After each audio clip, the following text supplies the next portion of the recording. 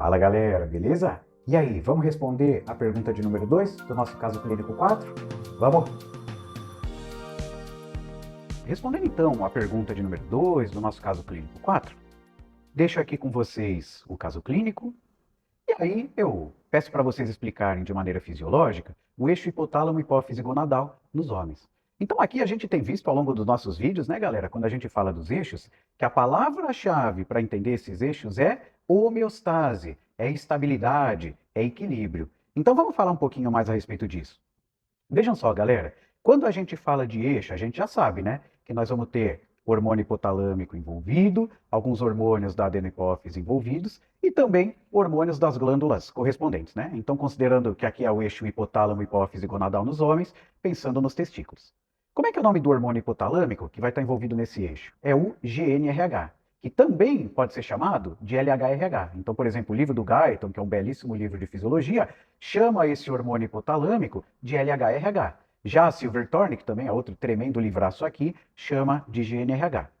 Os hormônios da adenohipófise envolvidos nesse eixo, o FSH e LH, e os hormônios testiculares, a gente pode mencionar alguns, como por exemplo a testosterona, a gente pode falar das inibinas, a gente pode falar das proteínas ligadoras de androgênios, podemos falar dos estrogênios também, mas sem dúvida nenhuma, o hormônio mais importante, aquele que regula esse eixo, é esse aqui onde eu tô com o laser, ó galera, a testosterona, tá legal? Então vamos entender esse eixo aqui, ó.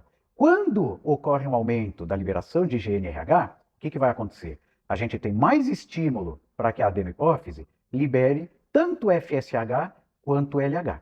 Onde é que esses hormônios vão atuar? Então, em células distintas, tá? O LH vai atuar lá nas células de Leydig e o FSH vai atuar lá nas células de Sertoli.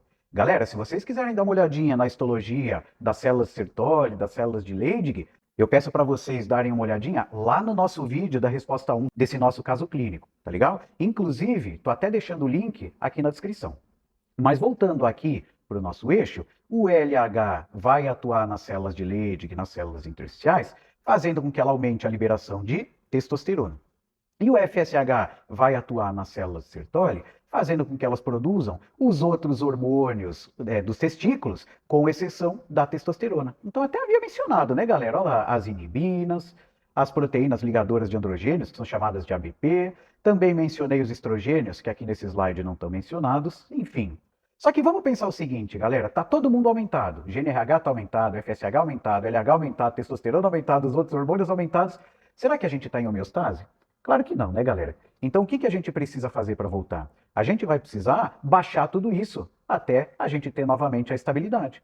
Então, principalmente o excesso de testosterona vai fazer com que o hipotálamo diminua a liberação de GNRH, vai fazer com que a adenohipófise diminua a liberação de FSH e LH, tá?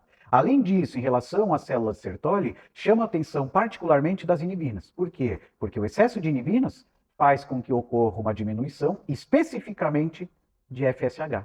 Mas olha só, galera, se GNRH está mais baixo, se FSH está mais baixo, se LH está mais baixo, o que vai acontecer com os hormônios testiculares? Ué, se tem menos estímulo chegando até as células de Leydig, se tem menos estímulo chegando até as células de Sertoli, naturalmente elas vão produzir, elas vão liberar menos hormônios. E aí, com isso, a gente volta para a homeostase. E no caminho contrário, galera, se por alguma razão a gente tivesse menos GNRH sendo liberado, menos GNRH faria com que a adenohipófise liberasse menos FSH e menos LH. Por consequência, a liberação dos hormônios testiculares também seria reduzida. Epa, está mais baixo do que na homeostase. O que a gente precisa fazer? Precisa subir. Então, por exemplo, a baixa liberação de testosterona, principalmente, faria com que o hipotálamo liberasse mais GNRH, faria com que a adenohipófise liberasse mais FSH e LH. Para quê? Para que a liberação dos hormônios testiculares aumentasse novamente, alcançando então a homeostase.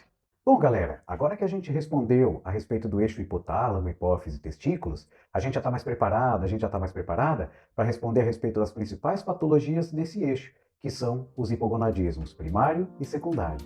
E é isso, galera. Valeu, um abraço para todo mundo.